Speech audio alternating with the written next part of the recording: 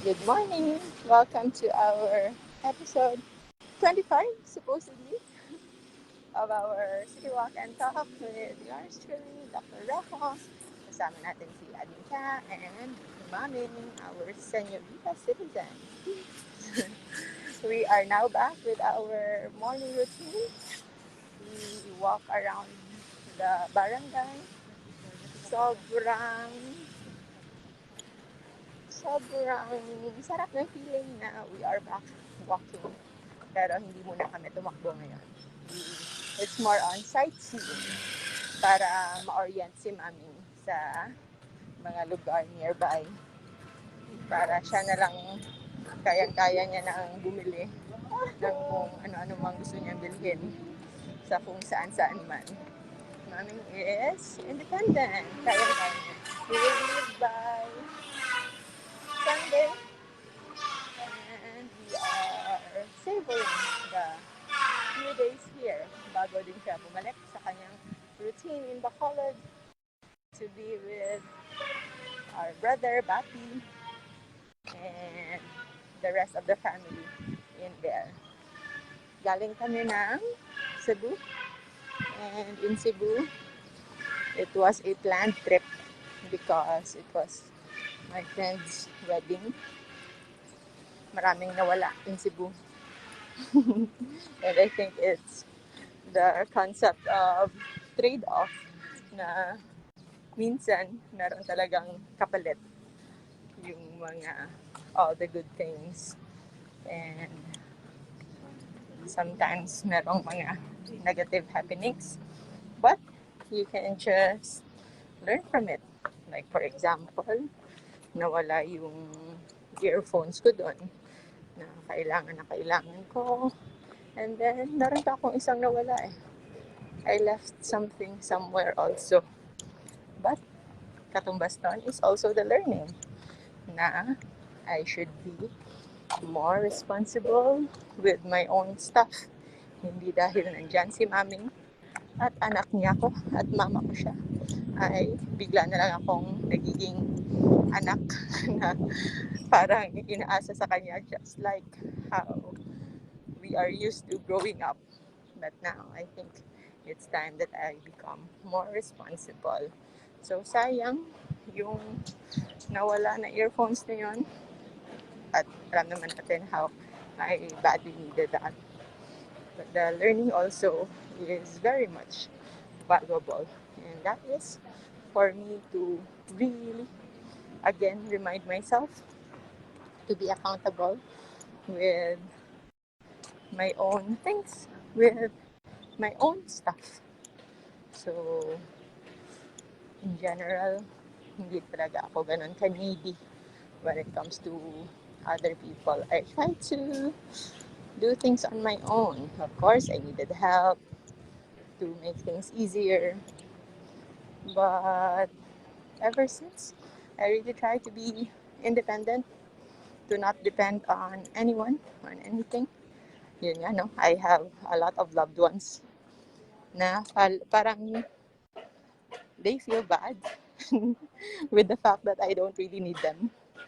But if you will take it objectively, actually for me, I will not be insulted if my loved one will tell me na they don't need me, but they still choose to be with me or still choose to stay with me and they're there because they love me, not because they need me. I think that's better. But I also understand na people who have love language like service, nalulungkot sila if they cannot offer anything or give something. But I just reassure them na kahit pa wala akong makukuha sa inyo, I still love you. And alam yan ng mga kapatid ko, ni mami, and all of my friends. So, okay lang sa akin. And for me, I don't mind also being of service to them. Pero ako, I think it's just more on my personal preference na to do things on my own. Akala mo naman kung ano yung mga pinagdaanang issue sa buhay para magkaroon ng pangangailangan to stay, to be independent, no? Pero actually, wala naman. wala naman akong mga pinagdaanan na like para magkaroon ako ng trust issues. Hindi naman. But I just do well, I think. I do well on my own. And then once I'm able to establish what I want to do, yan, that's the time I do collaboration with other people. But the initial part of processing so many things, like the books, like the kung ano man yung kailangan kong gawing project or artwork or kung ano-ano lang napapag-isipan ko. Those things mostly arise when I'm alone. It's my love for solitude. And I think it has roots, also family roots. We have family na mga lola, na mga tito, na mga tawag natin parang loners, loners, na they just prefer to be alone. And I think that's somewhat in me. If nabasa niyo yung libro on third book, I mentioned there that I am an ambivert.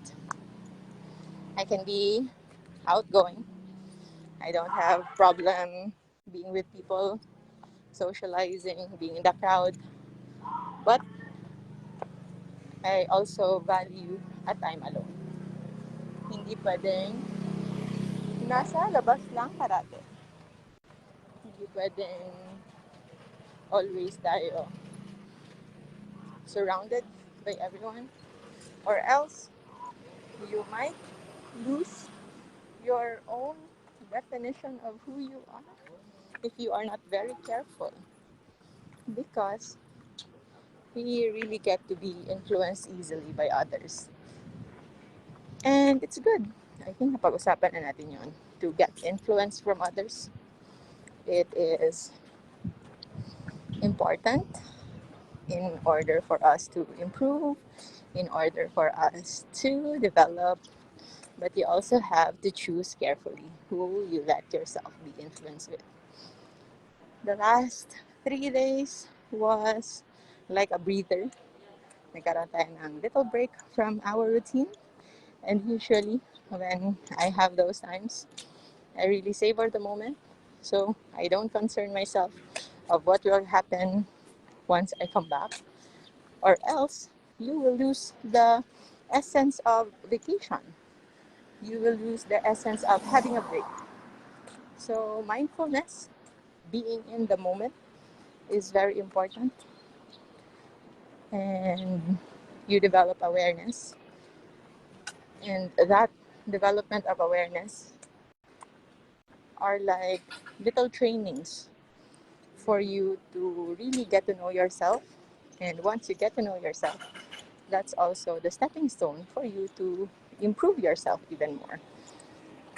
Words like yung mga mindfulness, parang noon, parang akala natin words lang yan. Ang hirap niya i-apply in day-to-day life. But how can we apply mindfulness in practical sense? Just simply be aware. Just like right now, for example, you can close your eyes and then you can just try to imagine, you feel kung nasaan yung paa mo, anong posisyon ng kamay mo, ano yung lambot na inuupuan mo, or the feel of your slippers, or yung temperature, if it's maginaw, if it's mainit.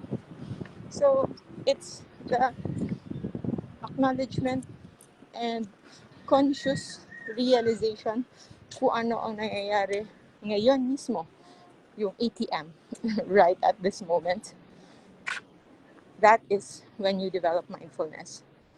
Even nga in apps right now, or in watch, meron mga reminders. Kasi if you don't do it consistently, hindi mo talaga siya magiging part ng yung routine. There's just that reminder, mindfulness reminder. Take a 1 minute to just be silent and breathe. Noticing your breathing, that is already mindfulness. And it may sound senseless. I think if I heard it before, like 4 years ago, 5 years ago, hindi ko to ma-appreciate. I wouldn't even understand kung ano yung mga pinagsasabi ko dito. But it is this parang akala mong walang kwentang activity, parang walang kwentang bagay to just be aware, to just notice your breathing or how your body is oriented or kung saan ka o kung ano yung nasa paligid mo, ano yung distance mo from the wall. Those things, it's like nothing, but it's already practice of mindfulness. And when you become mindful, you become aware. And then once you become aware, you will process things differently. And when you are able to process things differently, you are also able to maneuver easily. And when you do that, decision makings, and especially if we have stressors or problems, it will be easier to digest, easier to accomplish. And that's the importance of practicing mindfulness. So I think sometimes mindfulness will make you be aware, not much complacent. And when you are being not so complacent, you avoid setbacks, you avoid losing things.